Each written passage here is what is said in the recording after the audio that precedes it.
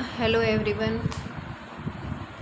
मैं उम्मीद करती हूँ आप सभी खुश होंगे, स्वस्थ होंगे और अपनी पढ़ाई कंटिन्यू कर रहे होंगे। तो चलिए आज की क्लास में हम यूपी टीजीटी हिंदी का जो पेपर 2013 में आया था, आज उसका फर्स्ट पार्ट हम सॉल्व कराएंगे। तो चलिए देखते हैं क्वेश्चन नंबर फर्स्ट। तो क्वेश्चन नंबर फर्स्ट है हमारा, भारत भारती का प्रकाशन किस वर्ष हुआ। ऑप्शन देखिए, फर्स्ट ऑप्शन है हमारा 1912 ईस्वी में, सेकंड ऑप्शन है 1914 ईस्वी में, थर्ड ऑप्शन है 1916 ईस्वी में और फोर्थ ऑप्शन है हमारा 1918 ईस्वी में। तो भारत भारती का प्रकाशन हुआ था 1912 ईस्वी में और इसकी रचना की थी मैथिली शरण गुप्त ने। ठीक है, अगर आता है क्वेश्चन कि भारत भारती की रचना किसके द्वारा की गई है, तो मैथिली शरण गुप्त के द्वारा। तो चलिए देखते हैं अगला क्वेश्चन। क्वेश्चन नंबर 2, निम्न में से कौन सी रचना व्याकरण ग्रंथ है। ऑप्शन देखिए, फर्स्ट ऑप्शन है हमारा कीर्ति पताका, सेकंड ऑप्शन है चर्यापद, थर्ड ऑप्शन है उक्ति व्यक्ति प्रकरण, फोर्थ ऑप्शन है हमारा वर्ण रत्नाकर। तो इसमें पूछा गया है कि कौन सी रचना व्याकरण ग्रंथ है। तो थर्ड ऑप्शन हमारा बिल्कुल ठीक है, उक्ति व्यक्ति प्रकरण। ये क्या है, कि व्याकरण ग्रंथ है और इसकी रचना की है पंडित दामोदर शर्मा द्वारा की गई है इसकी रचना। इसमें इस ग्रंथ की खासियत क्या है कि इसमें गद्य और पद्य दोनों शैलियों में हिंदी की तत्सम शब्दावली मतलब इसके प्रयोग की बढ़ती हुई प्रवृत्ति के बारे में बताया गया है। तो चलिए देखते हैं अगला क्वेश्चन। क्वेश्चन नंबर 3 है हमारा, घोटक का तद्भव रूप क्या है। ऑप्शन देखिए, फर्स्ट ऑप्शन है हमारा है, सेकंड ऑप्शन है अश्व, थर्ड ऑप्शन है घोड़ा, फोर्थ ऑप्शन है तुरंग। अब इसमें पूछा गया है घोटक का तद्भव रूप पूछा गया है। घोटक क्या है, तत्सम शब्द है और इसका तत्व होगा घोड़ा। थर्ड ऑप्शन हमारा बिल्कुल ठीक है। तो चलिए देखते हैं अगला क्वेश्चन। क्वेश्चन नंबर 4, उपजाऊ का विलोम है। ऑप्शन देखिए, फर्स्ट ऑप्शन है हमारा सिंचित, सेकंड ऑप्शन है खाद, थर्ड ऑप्शन है ऊसर, फोर्थ ऑप्शन है बंजर। तो उपजाऊ का विलोम पूछा गया है, तो उपजाऊ का विलोम होगा बंजर।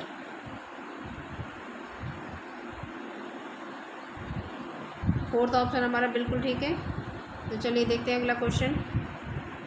क्वेश्चन नंबर 5 है हमारा, निम्न में से अर्धस्वर कहलाता है। ऑप्शन देखिए, फर्स्ट ऑप्शन है हमारा य, सेकंड ऑप्शन है म और थर्ड ऑप्शन है र और फोर्थ ऑप्शन है हमारा ल। तो इसमें पूछा गया है अर्धस्वर। तो फर्स्ट ऑप्शन हमारा बिल्कुल ठीक है, अर्धस्वर य और व।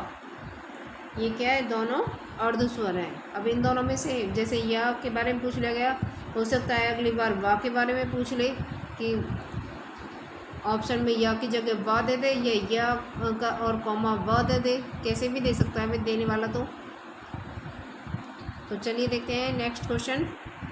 Question number 6।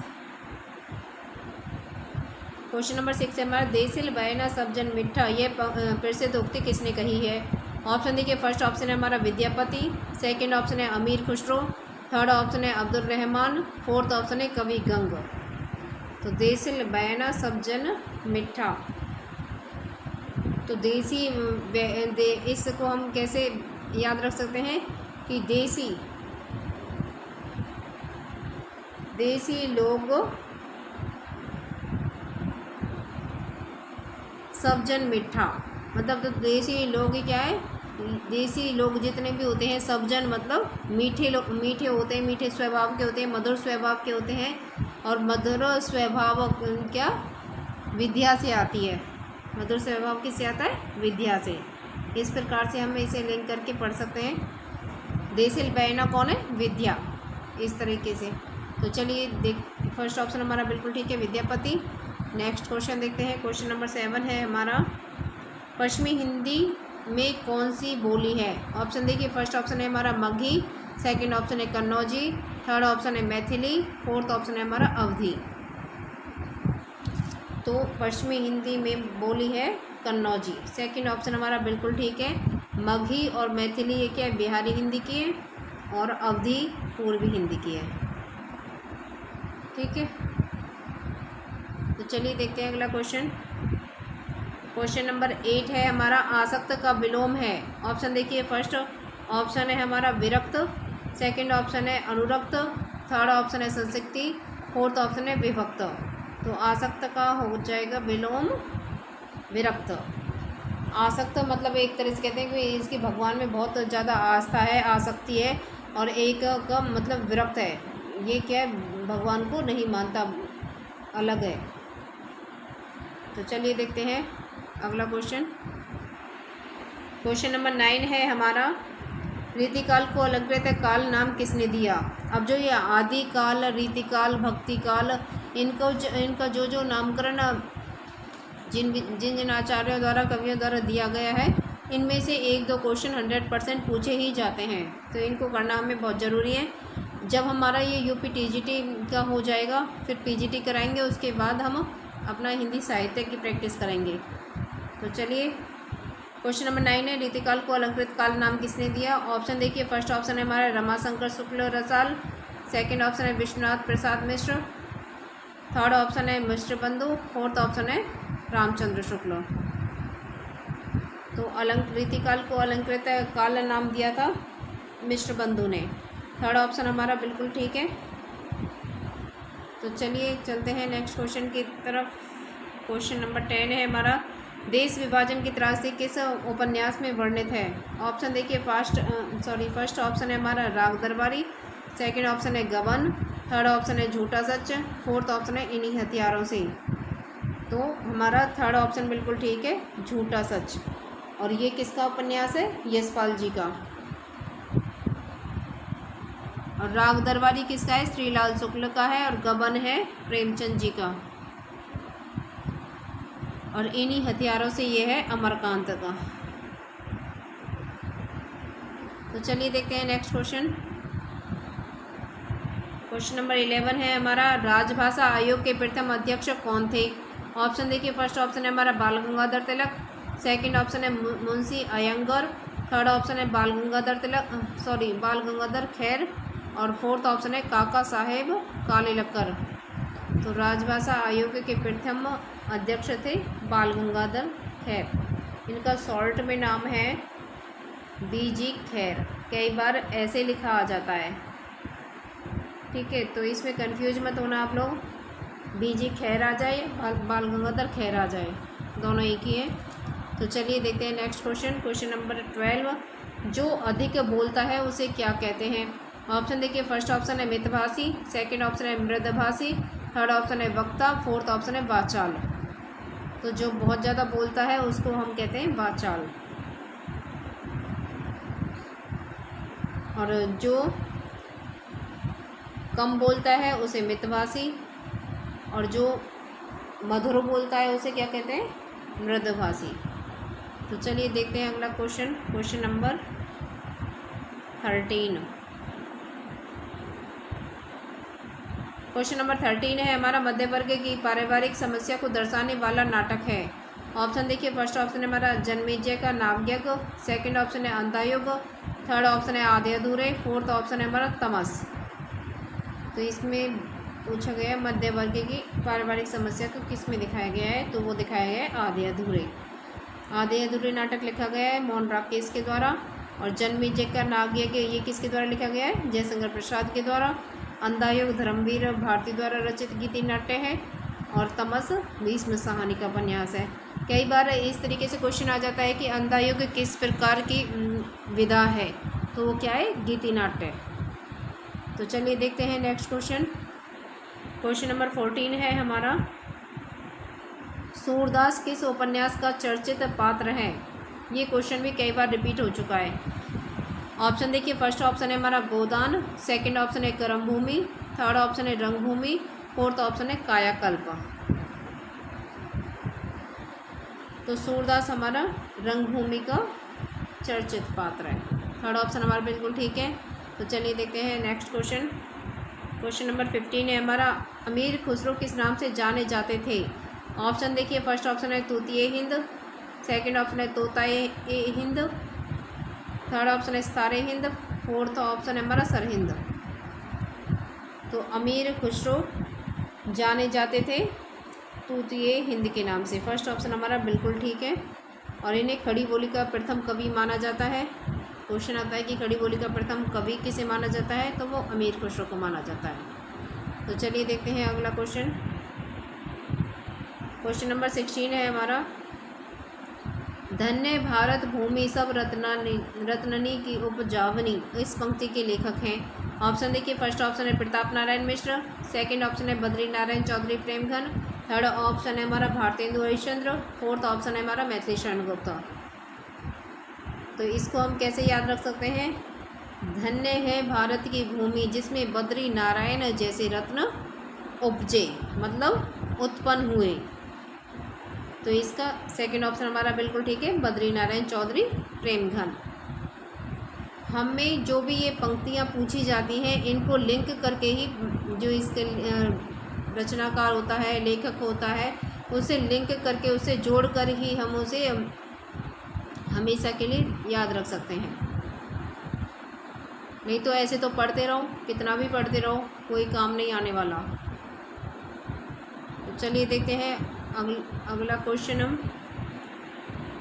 क्वेश्चन नंबर 17 है हमारा, पहला गिरमिटिया उपन्यास विशेषकर किस पर केंद्रित है? ऑप्शन देखिए, फर्स्ट ऑप्शन है हमारा पंडित जवाहरलाल नेहरू, सेकंड ऑप्शन है महात्मा गांधी, थर्ड ऑप्शन है लाल बहादुर शास्त्री, फोर्थ ऑप्शन है विनोबा भावे।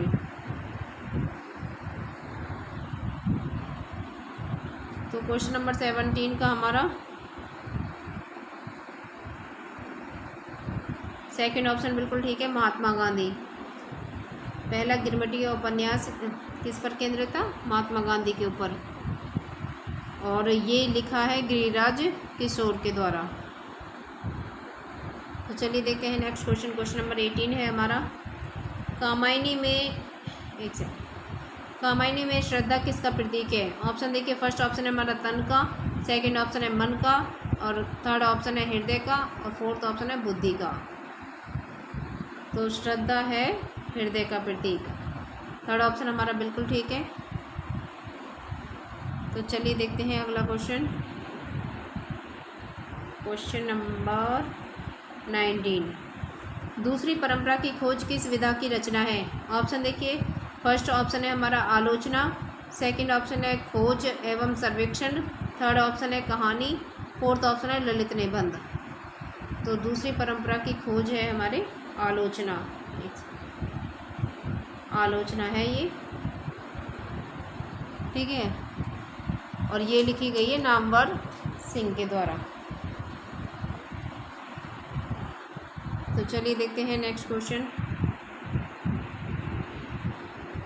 क्वेश्चन नंबर 20 है हमारा, अन्य मनस्क शब्द का आशय है। ऑप्शन देखिए, फर्स्ट ऑप्शन है हमारा जिसका मन अपनी ओर हो, सेकंड ऑप्शन है जिसका मन किसी दूसरी ओर हो, थर्ड ऑप्शन है जिसका मन निर्मल हो, और फोर्थ ऑप्शन है जिसका मन केंद्रित हो। तो अन्य मनस्क का अर्थ होता है जिसका मन दूसरी ओर हो, सेकंड ऑप्शन हमारा बिल्कुल ठीक है। तो चलिए देखते हैं नेक्स्ट क्वेश्चन। क्वेश्चन नंबर 21 है हमारा, पंचवटी शब्द में कौन सा समास है? ऑप्शन देखिए, फर्स्ट ऑप्शन है कर्मधारय, सेकंड ऑप्शन है दिघु, थर्ड ऑप्शन है अव्ययभाव, फोर्थ ऑप्शन है तत्पुरुष समास। तो पंचवटी में दिघु समास। तो जहाँ भी जिस भी शब्द में पहला जो होता है वो शब्द होता है, पद होता है, वो संख्यावाची होता है। जैसे पंचवटी, पंच का मतलब पाँच वटियों का समूह, तो वहाँ होता है द्विगु समास। तो चलिए देखते हैं अगला क्वेश्चन। क्वेश्चन नंबर 22 है हमारा, हिंदी में स्वच्छंदतावाद का कवि कौन कहा जाता है? ऑप्शन देखिए, फर्स्ट ऑप्शन है हमारा हरिओद, सेकंड ऑप्शन है रामनरेश त्रिपाठी, थर्ड ऑप्शन है श्रीधर पाठक, फोर्थ ऑप्शन है राधा कृष्ण दास। तो स्वच्छंदतावाद का प्रवर्तक या कवि कहा जाता है श्रीधर पाठक को, थर्ड ऑप्शन हमारा बिल्कुल ठीक है। तो चलिए देखते हैं नेक्स्ट क्वेश्चन। क्वेश्चन नंबर 23, बिनु पग चले सुने बिनु काना, इसमें कौन सा अलंकार है? ऑप्शन देखिए, फर्स्ट ऑप्शन है हमारा असंगति, सेकंड ऑप्शन है श्लेष, थर्ड ऑप्शन है हमारा रूपक, फोर्थ ऑप्शन है हमारा वक्रोक्ति। तो इसमें अलंकार तो है विभावना, ठीक है। जहाँ पर कारण के न होते हुए भी कार्य होता है तो वहाँ पर विभावना अलंकार होता है, लेकिन ऑप्शन में ये है ही नहीं, तो ये क्वेश्चन क्या है, रॉन्ग है। तो चलिए नेक्स्ट क्वेश्चन देखते हैं। क्वेश्चन नंबर 24, समस्त पृथ्वी से संबंध रखने वाला कहलाता है। ऑप्शन देखिए, फर्स्ट ऑप्शन है हमारा सार्वभौमिक, सेकंड ऑप्शन है सार्वकालिक, थर्ड ऑप्शन है सार्वदेशिक और फोर्थ ऑप्शन है सर्वज्ञ। तो समस्त पृथ्वी से संबंध रखने वाला कहलाता है सार्वभौमिक, क्योंकि पृथ्वी को क्या है, भूमि भी बोला जाता है, तो इसी से लगा लेना सार्वभौमिक। तो चलिए देखते हैं next question, question number 25। Question number 25 है हमारा, अतीन्द्रिय शब्द का आशय है। ऑप्शन देखिए, फर्स्ट ऑप्शन है हमारा इंद्रियों की पहुंच से बाहर, सेकंड ऑप्शन है इंद्रियों की रखवाली करने वाला, थर्ड ऑप्शन है इंद्रियों का स्वामी, फोर्थ ऑप्शन है इंद्रियों के वश में रहने वाला। तो अतीन्द्रियों का अतीन्द्रिय शब्द का आशय होता है इंद्रियों की पहुंच से बाहर। फर्स्ट ऑप्शन हमारा बिल्कुल ठीक है। तो चलिए देखते हैं नेक्स्ट क्वेश्चन, क्वेश्चन नंबर 26 है हमारा, भक्ति आंदोलन भारतीय चिंतन धारा का स्वाभाविक विकास है, यह कथन किसका है। ऑप्शन देखिए, फर्स्ट ऑप्शन हमारा आचार्य रामचंद्र शुक्ल, सेकंड ऑप्शन है आचार्य हजारी प्रसाद द्विवेदी, थर्ड ऑप्शन है डॉक्टर राम स्वरूप चतुर्वेदी और फोर्थ ऑप्शन है डॉक्टर भागीरथी मिश्र। तो इसका हमारा भारतीय चिंतन धारा का स्वाभाविक आ जाता है, तो वो होता है, वो कथन किसका है, आचार्य हजारी प्रसाद द्विवेदी का। ठीक है जी।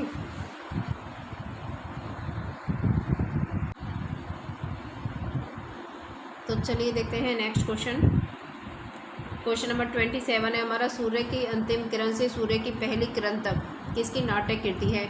ऑप्शन देखिए, फर्स्ट ऑप्शन है हमारा सुरेंद्र वर्मा, सेकंड ऑप्शन है हमारा राम कुमार वर्मा, थर्ड ऑप्शन है हमारा महादेवी वर्मा, फोर्थ ऑप्शन है भगवती चरण वर्मा। तो ये रचना है, ये नाटक है सुरेंद्र वर्मा जी का, सुरेंद्र वर्मा का। फर्स्ट ऑप्शन हमारा बिल्कुल ठीक है। तो बढ़ते हैं आगे। क्वेश्चन नंबर 28 है हमारा, दुखम सुखम उपन्यास की लेखिका है। ऑप्शन देखिए, फर्स्ट ऑप्शन है हमारा चित्रा मुदगल, सेकंड ऑप्शन है प्रभा खेतान, थर्ड ऑप्शन है ममता कालिया और फोर्थ ऑप्शन है नासिरा शर्मा। दुखम सुखम, तो ये है ममता कालिया। तो दुख और सुख किसके उससे मिलते हैं, अपने ईश्वर की ममता लगा लो, ये कुछ भी कह सकते हो। दुखम सुखम ममता,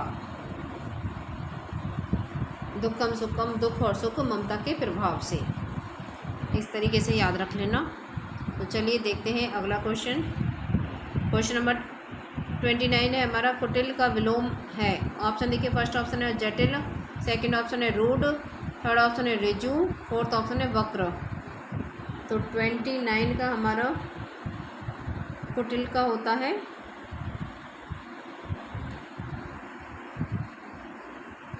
तो इसका हमारा थर्ड ऑप्शन बिल्कुल ठीक है, कुटिल का अर्थ है ऋजु।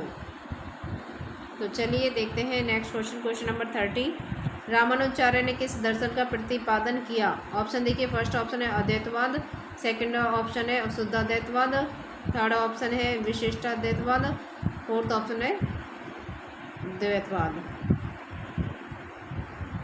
तो रामानुज ने किया था विशिष्ट द्वैतवाद का, क्योंकि राम को क्या माना जाता है, विशिष्ट, इसलिए उन्होंने विशिष्ट द्वैतवाद का, इस तरीके से याद रख सकते हैं, उन्होंने विशिष्ट द्वैतवाद दर्शन का प्रतिपादन किया।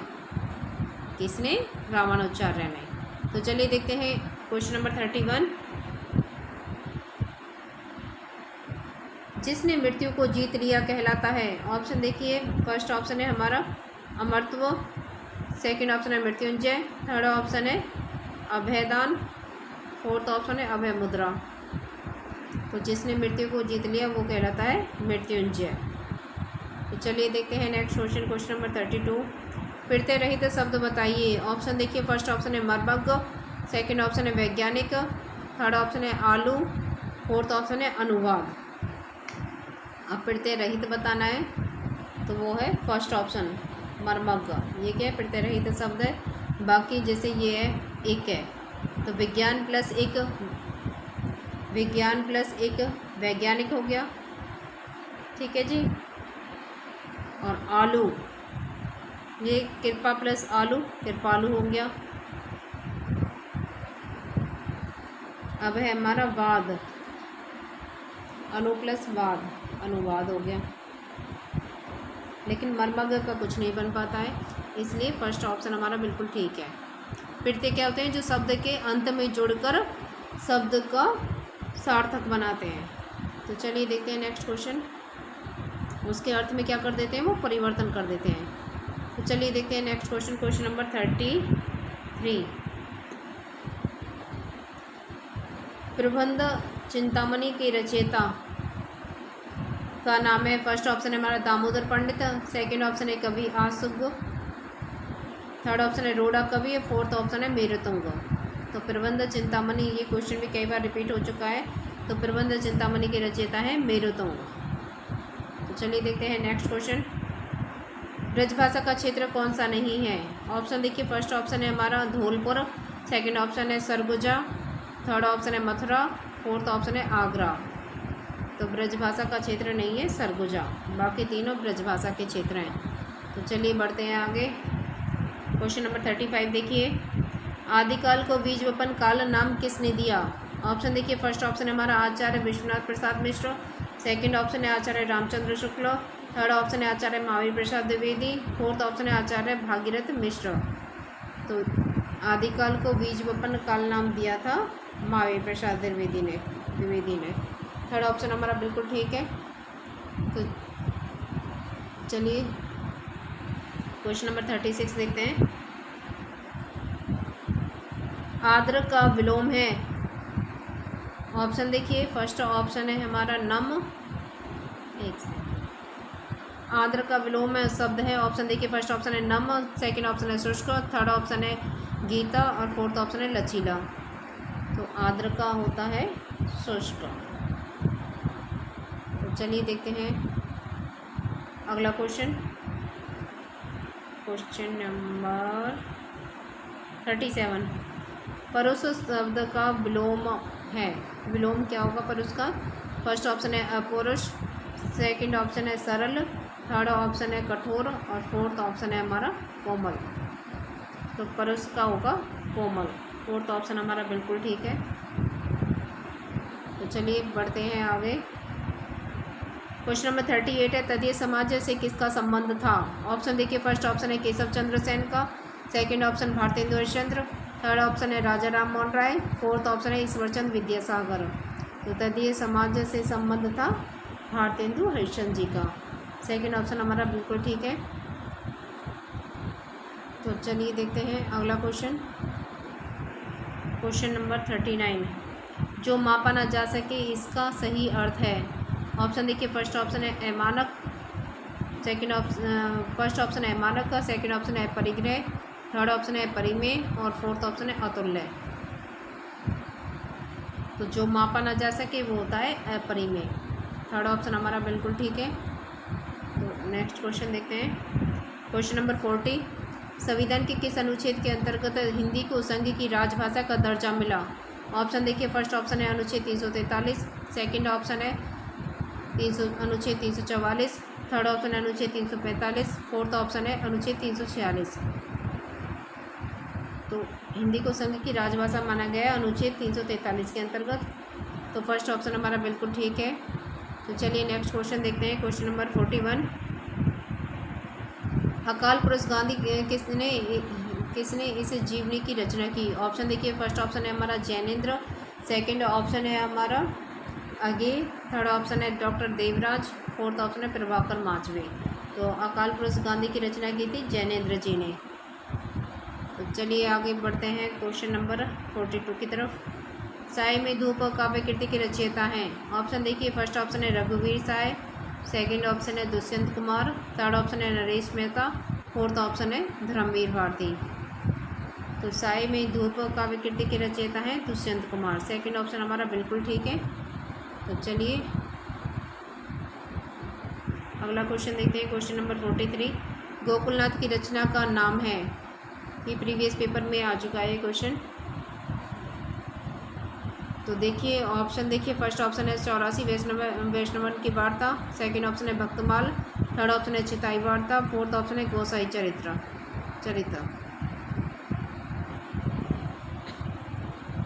तो फर्स्ट ऑप्शन हमारा बिल्कुल ठीक है। तो चलिए आगे बढ़ते हैं। तो क्वेश्चन नंबर 44 है हमारा, किस कवि को अभिनव जयदेव नाम से जाना जाता है। ऑप्शन देखिए, फर्स्ट ऑप्शन है हमारा विद्यापति, सेकंड ऑप्शन है भभूति, थर्ड ऑप्शन है हमारा नरसिंह मेहता, फोर्थ ऑप्शन है रविदास। तो इसका हमारा फर्स्ट ऑप्शन बिल्कुल ठीक है, विद्यापति। विद्यापति को अभिनव जयदेव के नाम से जाना जाता है, कवि शेखर के नाम से जाना जाता है, मैथिल कोकिल कवि के नाम से जाना जाता है। ठीक है, तो आगे बढ़ते हैं क्वेश्चन नंबर 45 की तरफ। उपदेश रसायन के रचयिता कौन है।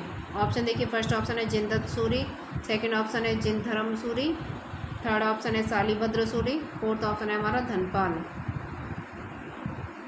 तो उपदेश रसायन के रचनाकार हैं जिनदत्त सूरी। तो उपदेश किसने दिया रसायन का, जिनदत्त सूरी ने। तो चलिए देखते हैं अगला क्वेश्चन। Question number 46। निम्न में से कौन सी रचना एवं उसके रचनाकार का युग्म सही नहीं है। ऑप्शन देखिए, फर्स्ट ऑप्शन है हमारा कविता कौमुदी राम नरेश त्रिपाठी, सेकंड ऑप्शन है हेमकृतनी माँ कल्लाल चतुर्वेदी, थर्ड ऑप्शन है हल्दी घाटी श्याम नारायण पांडे, फोर्थ ऑप्शन है रसवंती सियाराम शरण गुप्ता। तो 46 का हमारा इसमें पूछा गया है कौन सा युग्म सही नहीं है। तो इसका क्वेश्चन नंबर 46 का हमारा फोर्थ ऑप्शन बिल्कुल ठीक है, रसवंती सियाराम शरण गुप्ता। जबकि रसवंती किसकी रचना है, दिनकर जी की, रामधारी सिंह दिनकर। तो चलिए देखते हैं नेक्स्ट क्वेश्चन। क्वेश्चन नंबर 47 है हमारा, निम्न में से प्रत्यय रहित शब्द है। ऑप्शन देखिए, फर्स्ट ऑप्शन है दर्शनीय, सेकंड ऑप्शन है दुर्गुण, थर्ड ऑप्शन है भिक्षुक, फोर्थ ऑप्शन है कर्तव्य। तो इसका हमारा प्रत्यय रहित प्रत्यय पहले भी पूछा जा चुका है ये क्वेश्चन ऐसा।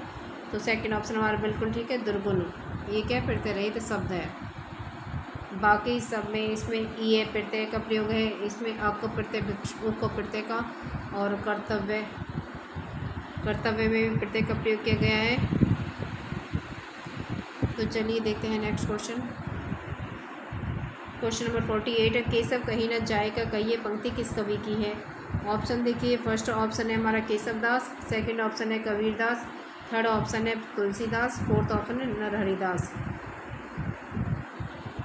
तो केशव कहीं न जाएगा कहिए, तो केशव से इसे केशव दास की पंक्ति मत समझ लेना, ये है तुलसीदास की। ठीक है, तो चलिए देखते हैं थर्ड ऑप्शन हमारा सही है। क्वेश्चन नंबर 49 देखते हैं, आवाहन का विलोम है। ऑप्शन देखिए, फर्स्ट ऑप्शन है अवगाहन, सेकंड ऑप्शन है तिरोभाव, थर्ड ऑप्शन है विसर्जन, और फोर्थ ऑप्शन है धन्यवाद। तो आह्वान का विलोम है विसर्जन, थर्ड ऑप्शन हमारा सही है। तो चलिए आगे देखते हैं क्वेश्चन नंबर 50। निम्न में से कौन सा अर्थ अलंकार है। ऑप्शन देखिए, फर्स्ट ऑप्शन है हमारा श्लेष, सेकंड ऑप्शन है यमक, थर्ड ऑप्शन है वक्रोक्ति, और फोर्थ ऑप्शन है हमारा रूपक। तो इसमें पूछा गया अर्थ अलंकार कौन सा है, तो वो है रूपक अलंकार। अर्थ अलंकार के 5 भेद हैं। एक तो है उपमा, उत्प्रेक्षा, मानवीकरण, ठीक है, एक है रूपक और एक अतिशयोक्ति अलंकार। इनको याद रखना आप। तो चलिए बढ़ते हैं आगे क्वेश्चन नंबर 51 की तरफ।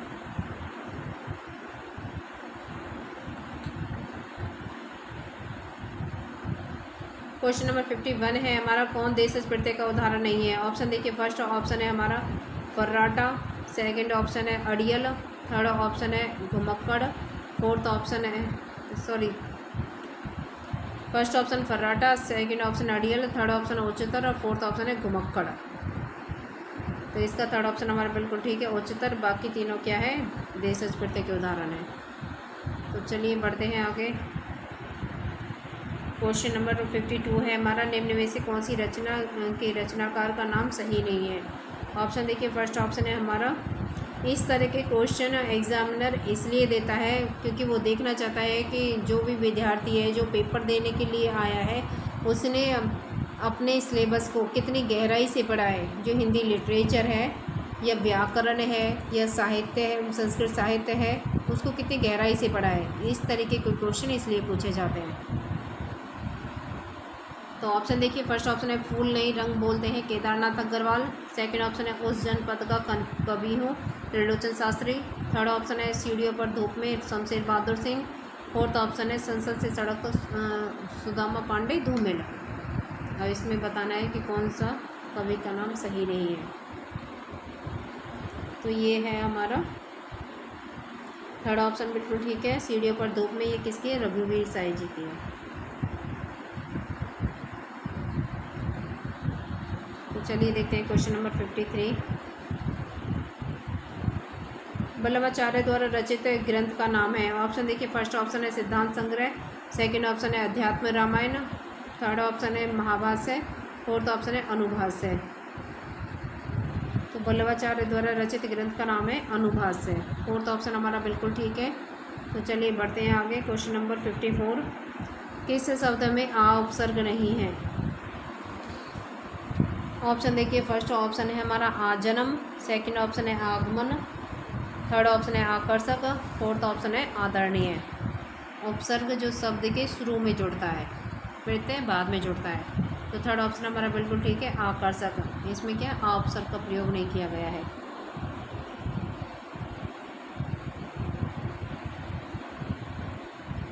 एक मिनट, थर्ड ऑप्शन नहीं, इसका होगा हमारा फोर्थ ऑप्शन, आ उपसर्ग का प्रयोग नहीं है आदरणीय में।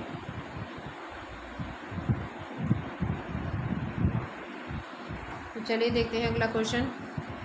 क्वेश्चन नंबर 55 है हमारा, रुद्र संप्रदाय की स्थापना किसने की। ऑप्शन देखिए, फर्स्ट ऑप्शन है हमारा रुद्र स्वामी, सेकंड ऑप्शन है श्री स्वामी, थर्ड ऑप्शन है विष्णु स्वामी, फोर्थ ऑप्शन है निम्बार्काचार्य। तो रुद्र संप्रदाय की स्थापना की थी विष्णु स्वामी ने। थर्ड ऑप्शन बिल्कुल ठीक है। तो चलिए देखते हैं, ये क्वेश्चन भी कई बार रिपीट हो चुका है। अब चलते हैं क्वेश्चन नंबर 56 की तरफ। राम वृक्ष बेनीपुरी की कौन सी कृति यात्रा वृत्त की है।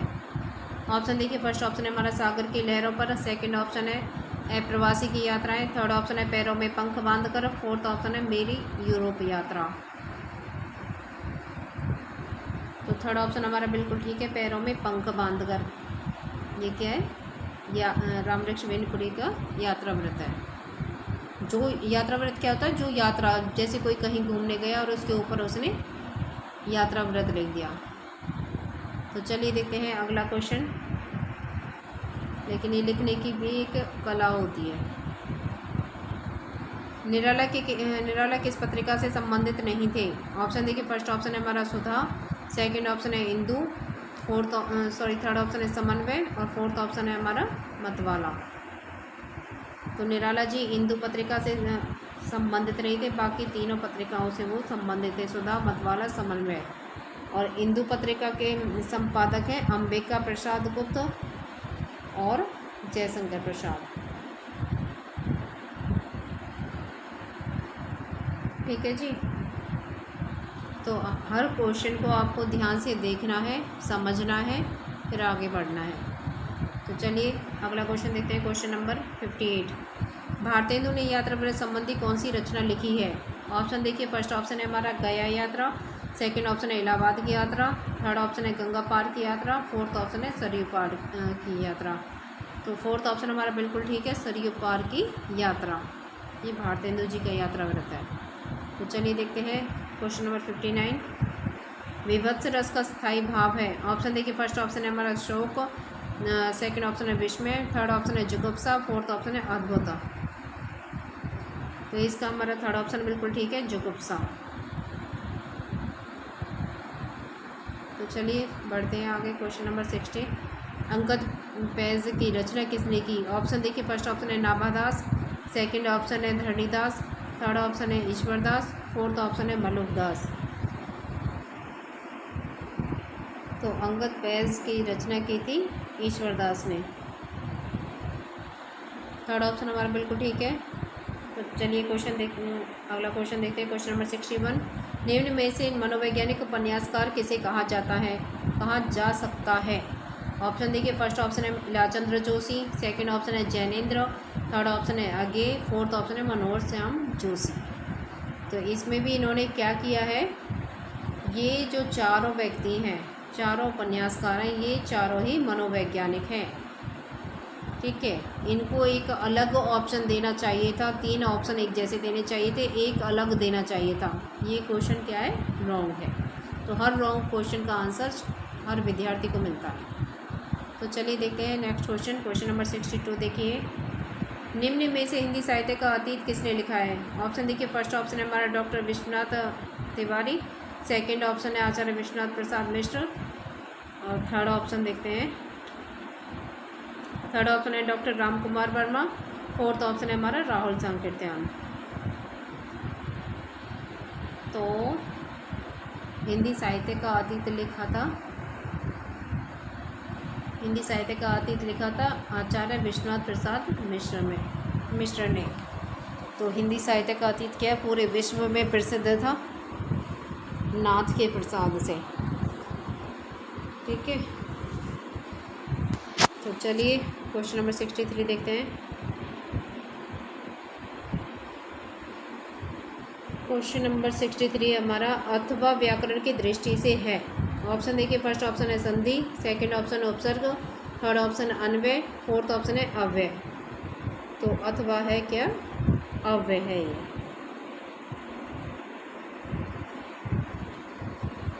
फोर्थ ऑप्शन हमारा बिल्कुल ठीक है। तो चलिए देखते हैं नेक्स्ट क्वेश्चन, क्वेश्चन नंबर 64 देखिए। साकी किस कवि का काव्य संग्रह है? ऑप्शन देखिए, फर्स्ट ऑप्शन है केदारनाथ सिंह, सेकंड ऑप्शन है कुंवर नारायण, थर्ड ऑप्शन है मलयज, फोर्थ ऑप्शन है विजयदेव नारायण शाही। तो साकी है विजयदेव नारायण शाही का। फोर्थ ऑप्शन हमारा बिल्कुल ठीक है। तो चलिए अगला क्वेश्चन देखते हैं, क्वेश्चन नंबर 65। संपत्ति शास्त्र के लेखक का नाम है? ऑप्शन देखिए, फर्स्ट ऑप्शन है हमारा आचार्य महावीर प्रसाद द्विवेदी, सेकंड ऑप्शन है आचार्य हजारी प्रसाद द्विवेदी, थर्ड ऑप्शन है आचार्य रामचंद्र शुक्ल, फोर्थ ऑप्शन है बाबू श्याम सुंदर दास।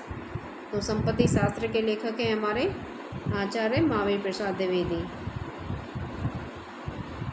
तो संपत्ति किसके प्रसाद से मिलती है? महावीर के नाम से कौन जाना जाता है? हनुमान जी। इस तरीके से लिंक करके आप इसे पढ़ के चलोगे तो आपके दिमाग में ये सब चीज़ें छप जाएंगी अच्छे से। जब भी इस क्वेश्चन को पढ़ोगे तो इसका आंसर आपके दिमाग में फट से आ जाएगा। तो चलिए देखते हैं नेक्स्ट क्वेश्चन, क्वेश्चन नंबर 66। अपने मुँह मियाँ मिट्ठू बनना मुहावरा है। ऑप्शन देखिए, फर्स्ट ऑप्शन है अपनी बातें छिपाना, सेकंड ऑप्शन है अपनी निंदा स्वयं करना, थर्ड ऑप्शन है अपनी प्रशंसा स्वयं करना, फोर्थ ऑप्शन है अपनी चर्चा करना। तो इसका थर्ड ऑप्शन बिल्कुल ठीक है, अपनी प्रशंसा स्वयं करना। ऐसा तो कोई बिरला ही व्यक्ति होगा जो अपनी निंदा स्वयं करेगा। हमने तो आज तक ऐसा कोई व्यक्ति देखा नहीं है। तो इसका आंसर थर्ड ऑप्शन हमारा बिल्कुल ठीक है, अपनी प्रशंसा स्वयं करना। तो चलिए देखते हैं नेक्स्ट क्वेश्चन, क्वेश्चन नंबर 67 है हमारा, जगन्नाथ में कौन सी संधि है? ऑप्शन देखिए, फर्स्ट ऑप्शन है हमारा वृद्धि संधि, सेकंड ऑप्शन है यन संधि, थर्ड ऑप्शन है स्वर संधि, फोर्थ ऑप्शन है व्यंजन संधि। तो जगन्नाथ में है व्यंजन संधि। फोर्थ ऑप्शन हमारा बिल्कुल ठीक है। इसका विग्रह होगा इस तरीके से, जगत प्लस नाथ, ये क्या बन जाएगा? जगन्नाथ। व्यंजन संधि की एक पहचान होती है कि इसमें क्या है, जब विग्रह करोगे तो आपको त के नीचे हलंत मिलेगा। तो चलिए अगला क्वेश्चन देखते हैं, क्वेश्चन नंबर 68 देखिए। वीर रस का स्थायी भाव है? ऑप्शन देखिए, फर्स्ट ऑप्शन है शोक, सेकंड ऑप्शन है भय, थर्ड ऑप्शन है उत्साह, फोर्थ ऑप्शन है निर्वेद। तो इसका थर्ड ऑप्शन हमारा बिल्कुल ठीक है। वीर रस का स्थायी भाव क्या है? उत्साह। तो चलिए नेक्स्ट क्वेश्चन देखते हैं। Question number 69। छायावाद को स्थूल के प्रति सूक्ष्म का विद्रोह किसने कहा है? ऑप्शन देखिए, फर्स्ट ऑप्शन है हमारा जयशंकर प्रसाद, सेकंड ऑप्शन है महादेवी वर्मा, थर्ड ऑप्शन है हमारा नंदुलारे वाजपेयी और फोर्थ ऑप्शन है डॉक्टर नगेंद्र। ये क्वेश्चन लास्ट मतलब प्रीवियस ईयर पेपर में आ चुका है, 2011 में ही आया था। स्थूल के प्रति सूक्ष्म का विद्रोह, तो ये कहा था डॉक्टर नगेंद्र ने। फोर्थ ऑप्शन हमारा बिल्कुल ठीक है। तो चलिए आगे बढ़ते हैं पार्ट 1 के लास्ट क्वेश्चन की तरफ। निम्न में से कौन सी रचना एवं रचनाकार का युग्म सही नहीं है? ऑप्शन देखिए, फर्स्ट ऑप्शन है हमारा काव्य निर्णय, भिखारी दास, सेकंड ऑप्शन है रस रहस्य, कुलपति मिश्र, थर्ड ऑप्शन है रस विलास, चिंतामणि, फोर्थ ऑप्शन है भाव विलास, केशव दास। तो क्वेश्चन नंबर 70 का फोर्थ ऑप्शन बिल्कुल ठीक है, भाव विलास केशव दास। ये भाव विलास केशव दास जी की नहीं है, बल्कि ये देव की रचना है, कवि देव की रचना है, जो कि इटावा के रहने वाले थे, 1673 में जिनका जन्म हुआ था। तो चलिए आज की क्लास में हमने यूपीटीजीटी हिंदी 2013 के फर्स्ट पार्ट हमने कंप्लीट किया। क्वेश्चन नंबर फर्स्ट से 70 तक। वीडियो लंबी है, मैं मानती हूँ कि वीडियो लंबी है, लेकिन अगर आपको अच्छे से तैयारी करनी है, प्रीवियस ईयर के पेपर अच्छे से पढ़ने हैं, समझने हैं, और मैं हर जो भी पंक्तियाँ आती हैं उनको लिंक करके बताती हूँ। आप लोगों के लिए मैं इतनी मेहनत करती हूँ, तो आप लोगों भी थोड़ा सा कष्ट कीजिए, आप लोग भी मेहनत कीजिए, वीडियो को देखिए, समझिए। अगर फिर भी कुछ समझ नहीं आता है तो आप कमेंट करके पूछ सकते हैं। तो चलिए आज की क्लास को हम यहीं पर समाप्त करते हैं, मिलते हैं पार्ट 2 में। धन्यवाद।